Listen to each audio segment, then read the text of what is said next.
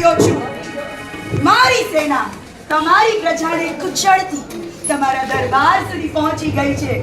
જુઓ રાજન, જુઓ, ચારે બાજુ જુઓ.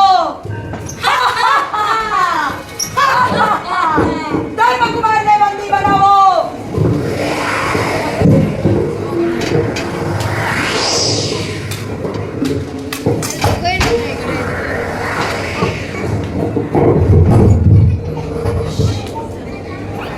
બંદી બનાવો ધર્મકુમારને. જુઓ રાજન, જુઓ, હવે થશે તમારી આ રાણીઓની દુર્દશા.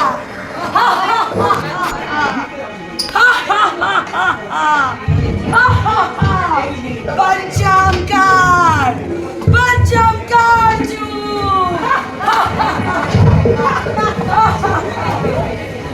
આ દયા જેમના વગર નથી તમારી શોભા કે નથી તમારું જીવન, તેને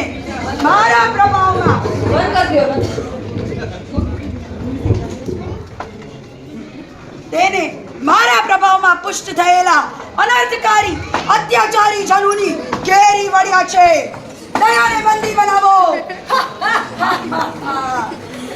જુઓ રાજન, જુઓ, ત્યાં શિવ અને સંતોષને કાબુ કરી રહ્યા છે. અસત્ય વાસનાના વરુ ચાટો પડી ગયો છે એમનો રંગ. શિવ અને સંતોષને બંદી બનાવો.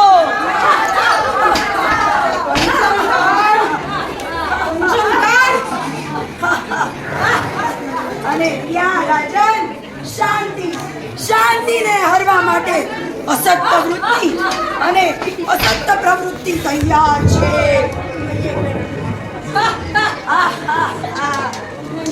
અને તમારી પટરાણી શ્રદ્ધા ને તેની બહેન સુમતિ મારા સૌથી કાબેલ સાથી વિદ્યાત્મના સકંજામાં.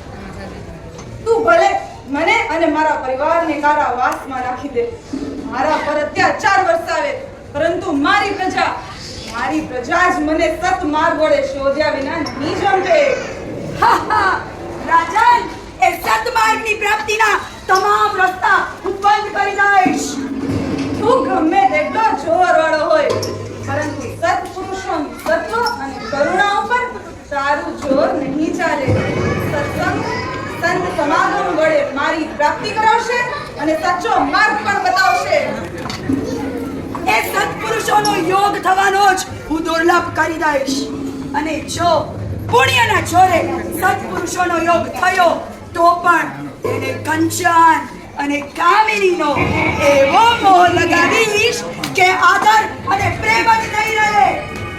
તો પૂરો વિશ્વાસ છે કે જૈન શાસ્ત્રો અને આગમો તેનું માર્ગદર્શન કરશે. રાજન, તમારી યાદશક્તિ ઓછી થતી જાય છે.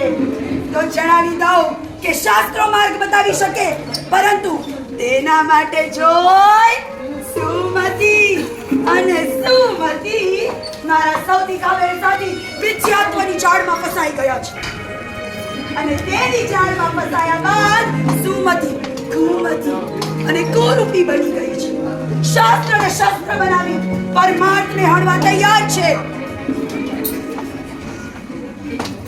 ધર્મની રાજમાં આવતા તમામ રસ્તાને હું અતિ દૂરો અને દુર્લભ બનાવીશ. ચમકાર, તારામાં એટલું સામર્થ્ય તાકાત નથી કે તું મારો નાશ કરી શકે. અરે રાજન, અર્ધમૃત કે ઐરાવત કાદવમાં ફસાયેલો ઐરાવત જીવે તોય શું, એ શક્તિહીન છે. તે રાજન તું મરીને જીવે તોય મને કઈ ફેર ન પડે હો. પરિચય ભૂલી ગયો? પંચમ કાળ છું. આ સમગ્ર ભરત ક્ષેત્ર પર મારું રાજ, ફક્ત મારું રાજ.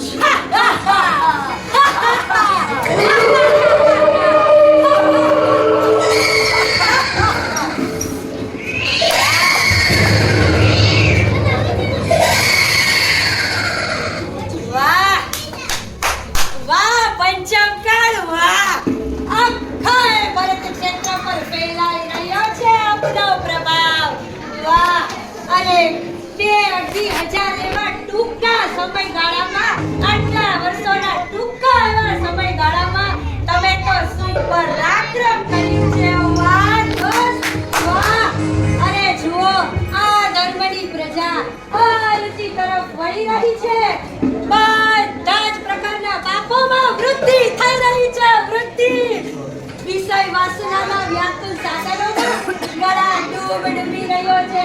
આજો મહારાજ બનાવેલા યંત્રોમાં કેવો રહીચો કંચોરે છે.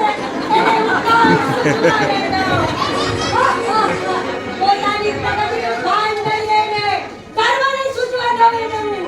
એવો પાગલ કરી દેશે ને આવું. અરે ચારે બાજુથી અન્યાય અને અનીતિએ તો માઝા મૂકી છે, માઝા. અને ભ્રષ્ટાચારનો ઉદય આ સમગ્ર સમાજને ખોખલો બનાવી દેશે, ખોખલો. અને પેલા નેતાઓ જેની મતિ આપણે ભ્રષ્ટ કરી નાખી છે એ વિચારી અને ગરીબ પ્રજાને ચૂસીને પોતાના ભંડાર ભરશે. અને આ રીતે ગરીબ પ્રજા અને ગરીબીનો વધારો થશે. નિર્બળ ઉપર અત્યાચાર અને અબળાનું શીલહરણ જેવા ભયંકર દુશ્મની તો સમાચાર પત્રો ભરાઈ ચૂક્યા છે, ભરાય. અરે ચારે બાજુથી આવા સાધુ સાધ્વીનો તો અનાદર થઈ રહ્યો છે, અનાદર. અને ચારે બાજુથી જેટલું અપમાન અને અવહેલના થઈ રહી છે, અવહેલના. વાહ દોસ્ત વાહ. પણ મિત્ર પંચમકર, તારા ચહેરા પર આ સફળતાનો આનંદ કેમ નથી? અરે આપણે તો આ ધર્મને કેદ કરી દીધો છે. હવે તને શેની ચિંતા? ચિંતા તો હોય ને મિથ્યાત્વ. કેમ ચિંતા તો થાય જ. મને લાગે છે આપણી આ ચાલ બહુ વખત નહીં ચાલે હો. એવું કેમ લાગે છે? તને યાદ છે મિથ્યાત્વ, ધર્મકુમારે આપણને ચેતવણી આપી હતી કે તેની ધર્મી પ્રજા તેને અવશ્ય શોધી લેશે. ત્યારે તેના અવાજમાં સત્ય અને સાહસનો રણકાર હતો. તેની ધર્મી પ્રજા તેને શોધી લેશે તો? મિત્ર પણ એવું હોય તો આપણે આ ધર્મને ધર્મના નામે જ ચગાવીશું અને આ ધર્મની પ્રજાને મહામૂર્ખ બનાવી દેશું. એટલે હું કઈ સમજ્યો નહીં. જો સમજાવ, હું તને મારું ષડયંત્ર સમજાવું.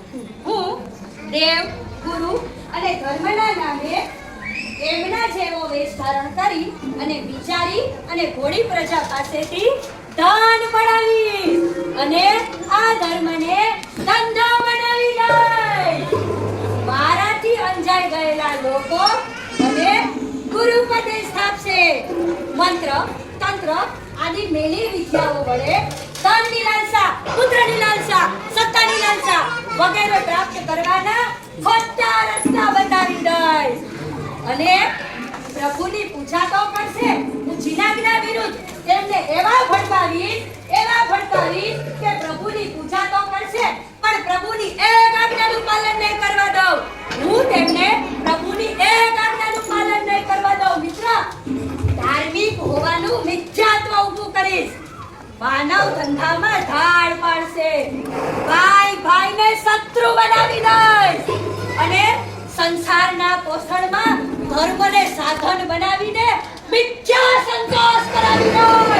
મિથ્યા સંતોષ ઉભો કરી, મિથ્યા સંતોષ ઉભો કરી. શાબાશ શાબાશ મિથ્યાત્વ. पंचम काल खुश हुआ, बहुत खुश.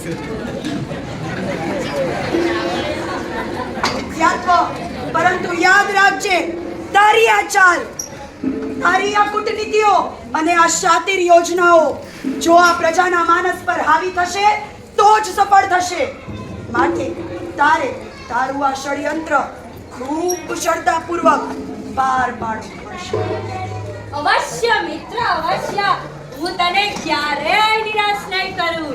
અરે મિત્ર, આ તો મારું અહોભાગ્ય છે. હવે હું મારા કૂટનીતિ ભર્યા ષડયંત્ર વડે આ ધર્મની પ્રજાને જળ મુઠ્ઠી સંકુચિત કરી નાખીશ. અને પછી જુઓ આ ધર્મની દયનીય કથળતી સ્થિતિ.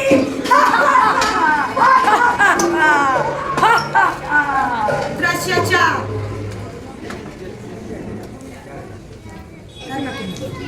બસ કર પંચમકાળ, બસ કર. કેટલા સદગુણોનો ભોગ લેશે તું, કેટલા સદભાવોની બલિ ચડાવશે તું, કેટલા સત્કર્મીઓને સૂળીએ ચડાવશે. ઓહ, અને આ ફૂટી કુકર્મી મિથ્યાત્વને સત્યનો મુખોટો પહેરાવી મારી બોળી ધર્મી પ્રજાને ક્યાં સુધી છેતરશે.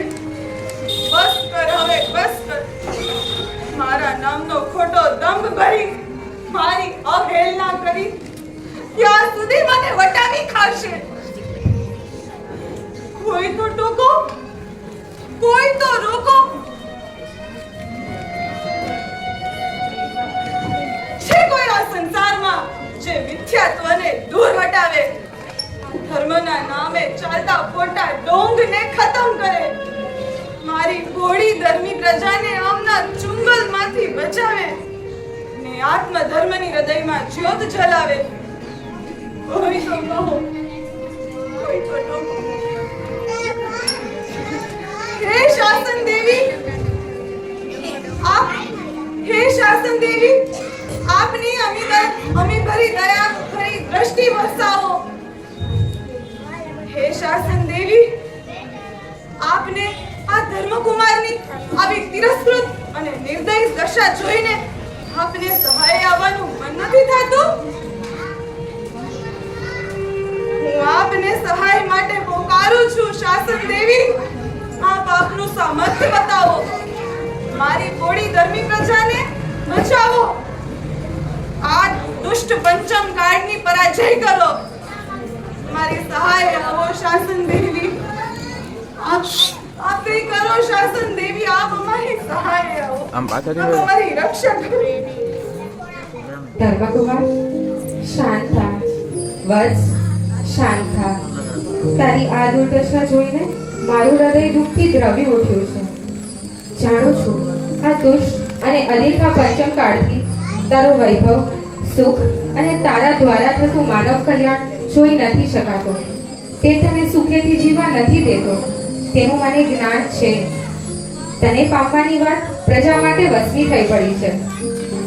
સમ્યક જ્ઞાન અને સમ્યક દર્શનનો સમન્વય રૂપ મોક્ષ માર્ગ જાણે ખોવાઈ ગયો છે.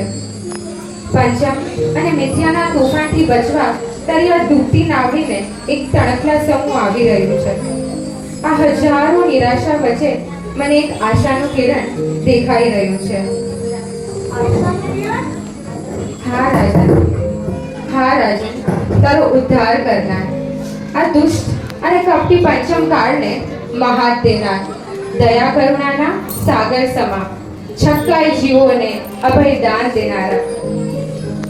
અરે મારા પ્રભુ વીરની આજ્ઞા અનુસારી પાલન કરનારા, એ ભરત ક્ષેત્ર આપણી પૃથ્વી પર જન્મ લઈ ચૂક્યા છે. એની સામે પંચમ કાળને ઊભું રહેવાની કોઈ તાકાત નથી. તેના બધા જ કાવતરા નિષ્ફળ જશે. એની સામે મિથ્યાત્વ થરથર કાપશે.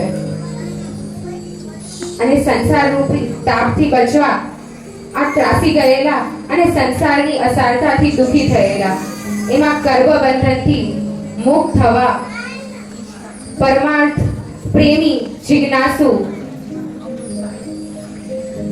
એનો જ સાગર હશે.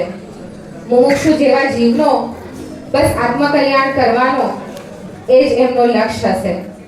હે ધર્મકુમાર, એ જ છે પંચ મહાવ્રતધારી, પંચ વિહારનું પાલન કરનારા, વિશ્વના ઉજાસ માટે. બસ એ જ આપણો ઉદ્ધાર કરશે. આપણા સાધુ ભગવાન અને સાધ્વીજી ભગવાન તો બસ એ જ આપણા ધર્મને શૂરવીર બની અને એકદમ બધાને મોક્ષ માર્ગ માટે આગળ વધારશે. એ જ તારો ઉદ્ધાર કરશે.